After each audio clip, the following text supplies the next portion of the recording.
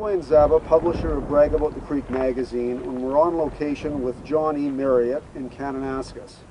John is widely known as one of the best nature photographers in the country. He lives in Canmore and spends a large amount of his time photographing animals in what he calls his own backyard, the Rocky Mountain Front Ranges. John, the opportunity to spend a day with you in the wild is something of a dream come true for me. Has the novelty of what you do and where you do it worn off for you? Or do you still pinch yourself every now and again and think, wow, I have the coolest job? You know, it's funny that about 10 years ago, when I was about 5 years into my career, I remember I started thinking that I was getting jaded of photographing the Rockies and of photographing wildlife. And I remember a very specific instance. I was driving along the Icefields Parkway and just entering Jasper National Park, and I see a car parked on the side of the road, and there's a cow elk there. And I thought, oh, you cow elk, how boring. You know, you see hundreds of them a day in Banff or Jasper or Kananaskis. And as I was driving by, I caught just a glimpse of the guy's face, and it was just a rental car and so on. There's a guy, a little tiny camera point and shoot, and he just had this smile and this look of exhilaration on his face. And every time I get jaded now, I think back to that and go, you know, I'm in a place people pay thousands of dollars for. They come from across the world, and they come here specifically to see a cow elk. And so no matter how boring I may think it is, I try and juice myself back up to, you know, always remembering that I'm here in this spectacular landscape and fantastic mountains, and there's fantastic wildlife everywhere.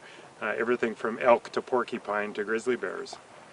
One of the things that you are famous for as a photographer is your respect for nature. Please explain your philosophy as a nature photographer.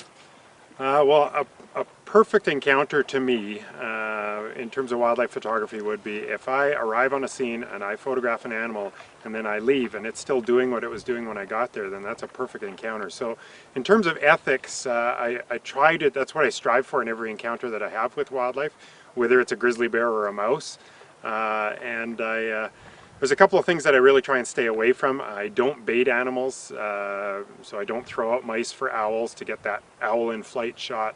I don't put a dead deer on the side of the road so the wolves will come in and feed on it. And I also don't shoot or photograph captive animals, so I don't go to the Calgary Zoo and photograph wildlife. I try to do everything completely wild, and that's sort of how I've made my name, is by staying as ethical as I can and shooting everything wild.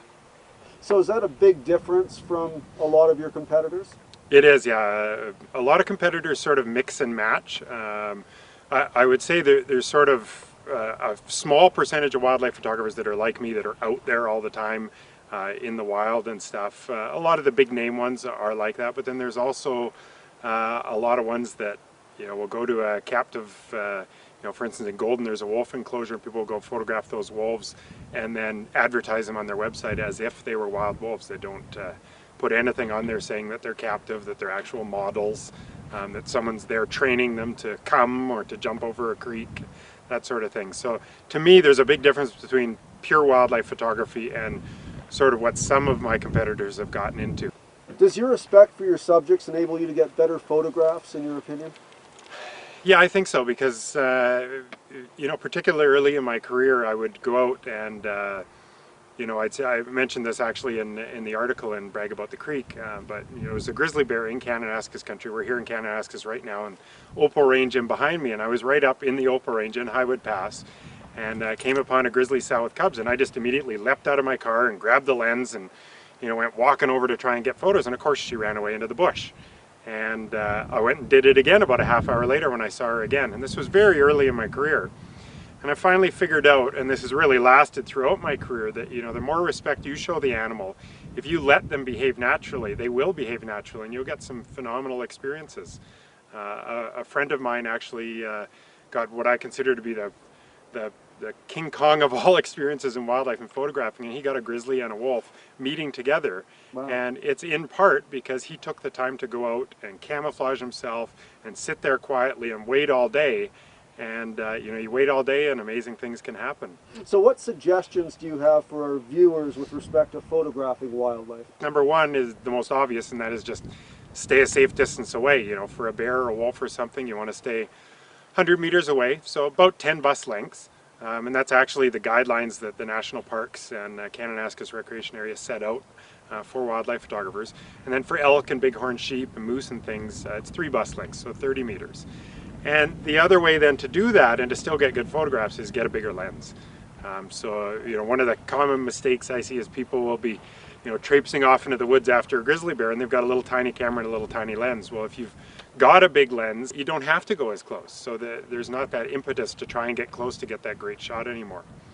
The other nice thing to do is if you leave a bit of room for the animals, not only will they act naturally, as I said before, but you can then, using a smaller lens, get them in their natural habitat and show a little more of an animal in the Rockies instead of just any old animal up close.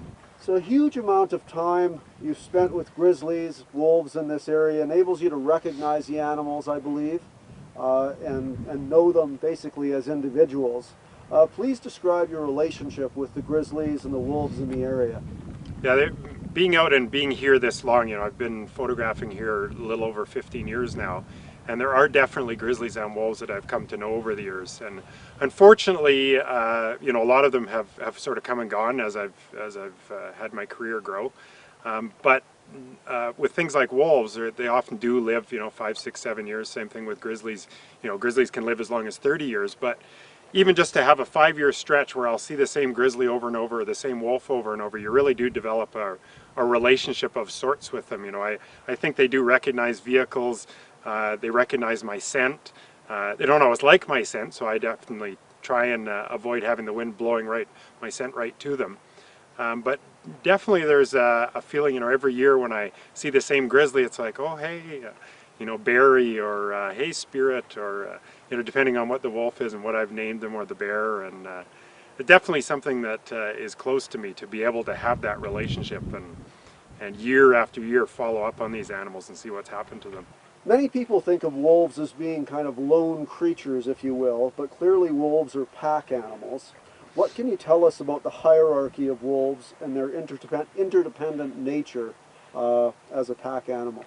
Well, you call them a pack animal, and actually we're trying to stray a little away from the pack terminology and call them more just a family, because that's really what they are. Okay. There's a mom and dad that have sired them. They're called leading male and leading female. So they're not even called alpha male and alpha female anymore like they used to be in the old pack terminology.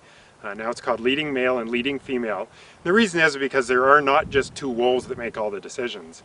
There's a whole family of wolves there, and it may be the second-year male that decides they're going to go off and chase this white-tailed deer.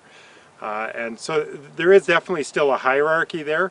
The pups are definitely the subdominant ones, and they're the ones that when they greet the adults, there's definitely a dominance display there from the adults, and the pups will roll over just like a dog will when it meets another dominant dog. So there's a lot of neat behavior that you still see with that sort of family hierarchy, but it's not quite the pack that people maybe think of in the past, 20 or 30 years ago when they talked about wolf research. Okay, fascinating.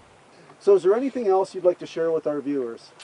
No, I just hope everybody gets out there. I know now in today's day and age, everyone's got digital cameras and they're starting to buy lenses and stuff, and just say get out there and use them, and show respect for wildlife. If you see a wolf or something on the side of the road, don't do what I did when I was starting out and leap out of your vehicle, because it's just going to go running away. But just show a little respect and you're going to get some fantastic pictures and have some great experiences. Outstanding. Thank you very much for having us today, John. Thanks, Dwayne.